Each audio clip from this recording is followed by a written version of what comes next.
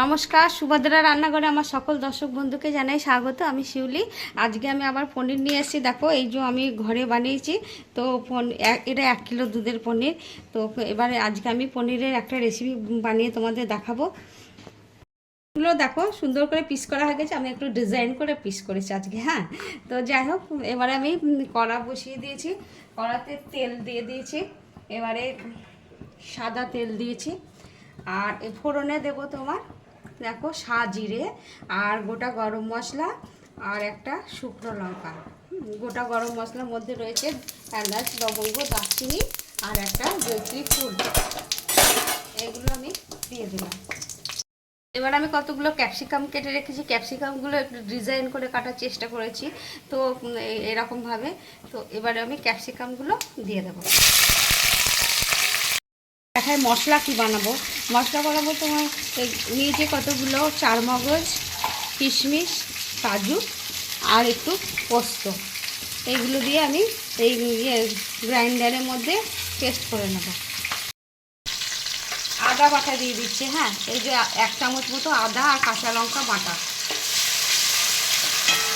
এটাকে একটু দিয়ে কষিয়ে নেব। একটা বড় সাইজের টমেটো বেটে নিয়েছি, এটাকে আমি দিয়ে দিলাম।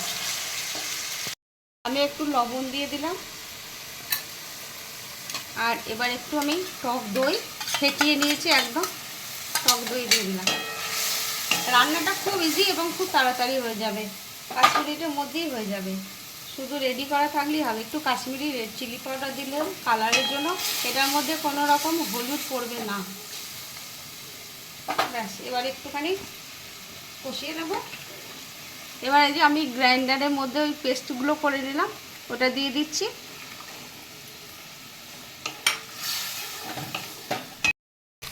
আমি গ্রাইন্ডারের জারটা ধুয়ে একটু জল দিয়ে দিলাম বেশি করে।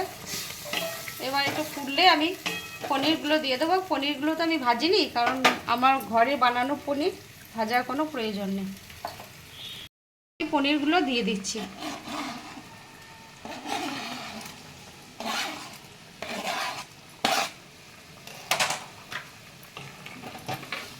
পনিরগুলো দিয়ে একটু ফুটে নেবে। তারপরে আমি একটু কসুরি মেথি হাতের মধ্যে ঘষে দিয়ে দিলাম, ওপর থেকে ছড়িয়ে দিলাম।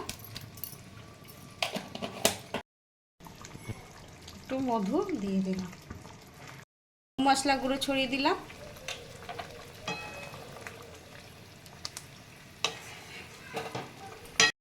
এবার আমি কয়েকটা কাঁচা লঙ্কা চেরা দিয়ে দিলাম। এবার আমি গ্যাসটা অফ করে দিচ্ছি। আমার রেডি হয়ে গেছে। তোমরা চাইলে ঘি দিয়ে দিতে পারো ওপর থেকে, বা বাটার দিতে পারো। আমি দিচ্ছি না, কারণ আমাদের অসুবিধা আছে বলে আজকে দিলাম না। সব সময় ঘি বাটারে অসুবিধা। ঠিক আছে, এবার আমি নামিয়ে দিচ্ছি। আমার পনির রেডি এবং সার্ভ করে দিয়েছি। পনির সুন্দরী বা পনির কি বলবো তোমাদেরকে, নাম আমি তো বলি পনির সুন্দরী বা পনির মহারানী, যাই হোক না কেন। তো তোমরা ঠিক এইভাবে একবার বানাবে, বানিয়ে খেয়ে দেখবে অসম্ভব সুন্দর, এবং 5 মিনিটের মধ্যে এটা হয়ে যায়। তো যাই হোক, তোমরা খেয়ে দেখে আমাকে কমেন্ট করে জানাবে তোমাদের কেমন লেগেছে আমার পনির সুন্দরী বা পনির মহারানী। তো তোমরা সবাই ভালো থাকবে, সুস্থ থাকবে। তোমাদেরকে সকলকে অসংখ্য ধন্যবাদ, নমস্কার এবং অনেক অনেক ভালোবাসা। আমার পাশে যেন তোমরা সবাই এইভাবেই থাকবে।